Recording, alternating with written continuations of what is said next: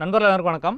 மாடி தோட்டத்தில் கீரைகள் வளர்க்கும்போது கீரைகளுடைய இலையில் சிறு சிறு துளைகள் இருக்கிறத உங்களால் பார்க்க முடியும். இந்த கீரைகளோட இலைகளில் எப்படி இந்த மாதிரி நிறைய துளைகள் வருது, அந்த துளைகள் வர்றதுக்கு காரணம் என்ன, அதை எப்படி ஈஸியாக தடுக்கலாம் அப்படின்றத பற்றி தான் நம்ம இந்த வீடியோவில் பார்க்க போகிறோம். முதல்ல நம்ம இந்த சின்ன சின்ன துளைகள் எப்படி வருது அப்படின்னு பார்க்கலாம். இப்போ நான் உங்களுக்கு தோட்டத்தில் மழை நேரத்தில் ஒரு வீடியோ எடுத்திருக்கேன். அந்த மழை நேரத்தில் இந்த பூச்சிகள் பறக்கிறத உங்களால் பார்க்க முடியும். இந்த பூச்சிகள் பார்த்தீங்கன்னா ஒரு சின்ன சின்ன ஈக்கள் மாதிரி இருக்குது, கண்ணுக்கே தெரியாத அளவுக்கு இருக்குது. இப்போ கேமராவில் கூட உங்களுக்கு எந்த அளவுக்கு தெரியுதுன்னு தெரியல. நான் இதை வந்து உங்களுக்கு வீடியோ எடுத்து காமிக்கிறேன் பாருங்கள். நிறைய பூச்சிகள் பறந்துகிட்டு இருக்குது. இது என்ன பண்ணுவோன்னா மாலை நேரத்துக்கு அப்புறம் போய் இந்த இலைகளில் தான் தங்கும். அப்படி தங்கும்போது அந்த இலைகளுக்கு மேலே உட்காந்து அதில் சின்ன சின்ன துளைகள் போட்டு அதில் இருக்கக்கூடிய சாறுலாம் உறிஞ்சி தான் இது வாழ்ந்துட்டுருக்கு. இந்த கீரைகளோட இலைகள்லாம் மெலிதாக இருக்கிறதால ஈஸியாக வந்து பார்த்தீங்கன்னா அதோட சாறு உறிஞ்சும் போது சின்ன சின்ன துளைகள்லாம் உருவாயிருது. என்னடா இது நம்ம ஆர்கானிக்காக கீரை வளர்க்கணும்னு ஆசைப்பட்டோம், ஆனால் இப்படி ஆயிடுச்சேன்னு நம்ம கவலைப்படுவோம். சரி, இதுக்கு பூச்சி விரட்டிகள் பயன்படுத்தலாமா அப்படின்னு பார்த்தீங்கன்னா, நம்ம இயற்கையாக பயன்படுத்தக்கூடிய பூச்சி விரட்டிகள் அப்படின்னா இஞ்சி பூண்டு மிளகாய் கரைசல் பயன்படுத்துவோம், அப்படி இல்லைனா வேப்பெண்ணெய் கரைசல் பயன்படுத்துவோம். அதை வந்து நம்ம தொடர்ந்து பயன்படுத்திருக்க முடியாது. உதாரணத்துக்கு நம்ம வேப்பெண்ணெய் கரைசலை நம்ம தொடர்ந்து கீரைகளுக்கு நம்ம தெளிச்சிட்டு இருந்தோம்னா, இன்னும் இந்த கீரைகள் மேலே நம்ம அடிக்கடி வேப்பெண்ணெய்கள் தெளிக்கிறதால இந்த வேப்பெண்ணெயோட கசப்புத்தன்மை கீரையிலும் இருக்கும். அது மட்டும் இல்லாமல் இந்த மாதிரி கீரைகள் மேலே வேப்பெண்ணெய் கரைசலை நம்ம அதிகமாக டோஸேஜ் தெளித்தோம்னா இந்த கீரைகளோட ஓரங்களும் பார்த்தீங்கன்னா கருகி போயிடும். அதனால் நம்ம சமையலுக்கு பயன்படுத்த முடியாது.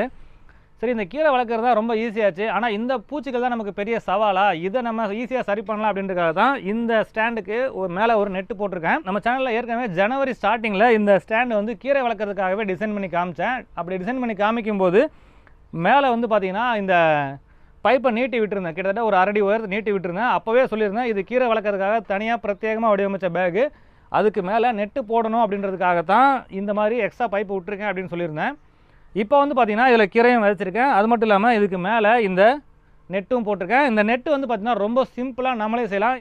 இந்த மாதிரி சின்ன சின்ன பூச்சிகளை தடுக்கிறதுக்கு நம்ம பூச்சி விரட்டிகள் பயன்படுத்துறதை விட இந்த மாதிரி வலை தச்சு போடுறது ரொம்ப எளிமையான ஐடியா தான். இந்த வலை வந்து பார்த்திங்கன்னா இந்த ஒரு சீசனோட போக போகிறதில்ல, நம்ம அடுத்த சீசனுக்கும் இந்த வலையை நம்ம தொடர்ந்து பயன்படுத்திக்கலாம். இந்த வலை என்னென்னு பார்த்தீங்கன்னா கொசு வலை தான். இது எங்கே கிடைக்கும் அப்படின்னு பார்த்தீங்கன்னா, நார்மலாக நம்ம டிபார்ட்மெண்ட் ஸ்டோர்லாம் கூட வச்சுருப்பாங்க. இது வந்து பார்த்திங்கன்னா நம்ம பெட்டுக்கு தகுந்த மாதிரி கொசு வலையை ஒரு ஷேப்பாகவும் தைச்சி வச்சுருப்பாங்க.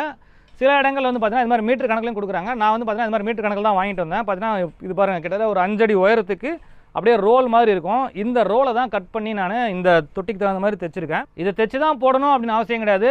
தைக்கலைனா கூட நீங்கள் அப்படியே மேலே கவர் பண்ணி இழுத்து கட்டினா கூட போதும். இருந்தாலும் உங்கள் வீட்டில் தையல் மிஷின் இருந்துச்சுன்னா நீங்கள் ஈஸியாக தைச்சி போட்டலாம். தைச்சி போடும்போது உங்களுக்கு பார்க்குறதுக்கு நீட்டாகவும் இருக்கும். அது மட்டும் இல்லாமல் கேப் எதுவும் இல்லாமல் கொசு எதுவும் போகாமல் நீங்கள் பாதுகாப்பாக வளர்க்கலாம். சரி, இப்போ வந்து பார்த்தீங்கன்னா இந்த நெட்டை எப்படி தைச்சிருக்கேன் அப்படின்றத உங்களுக்கு ஜஸ்ட்டு காமிக்கிறேன் பாருங்கள். இந்த நெட்டு வந்து பார்த்தீங்கன்னா கிட்டத்தட்ட ஒரு 4 அடி அகலம் இருக்கக்கூடிய நெட்டு. நம்ம ஸ்டாண்டு வந்து பார்த்தீங்கன்னா 2 அடி அகலம்ன்றதால இந்த பக்கம் ஒரு அடியும் அந்த பக்கம் ஒரு அடியும் இருக்க மாதிரி எடுத்துக்கிட்டேன். இந்த பக்கம் வந்து பார்த்தீங்கன்னா நமக்கு 3 அடி நீளம். இந்த 3 அடி நீளம்ன்றதால இந்த பக்கம் ஒரு அடி அந்த பக்கம் ஒரு அடி சேர்த்து 5 அடி நீளத்துக்கு எடுத்துக்கிட்டேன். 5 அடி நீளத்துக்கு 4 அடி அகலத்துக்கு எடுத்துக்கிட்டேன். அதை வந்து பார்த்திங்கன்னா இந்த கார்னரில் மட்டும் மடித்து கிட்டத்தட்ட 1 அடி தூரத்துக்கு மட்டும் ஒரு ஸ்டிச் பண்ணிவிட்டேன். 4 பக்கமும் இப்படி ஸ்டிச் பண்ணதுக்கப்புறம் பார்த்திங்கன்னா நமக்கு வந்து பார்த்திங்கன்னா இந்த ரெக்டாங்கிள் ஷேப் வந்துடும். மீதி இருக்கக்கூடிய அந்த கார்னரை மட்டும் கட் பண்ணி தனியாக எடுத்துட்டேன்.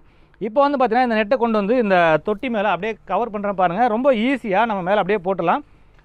இப்போ இந்த நெட்டு போடும்போது இந்த நெட்டு அப்படியே தொங்கி போய் நம்ம இலைகள் மேலே படாமல் இருக்கிறதுக்காக தான் பார்த்திங்கன்னா இந்த ஓரத்தில் வந்து ஒரு சின்ன கயிறு மாதிரி கட்டியிருக்கேன்.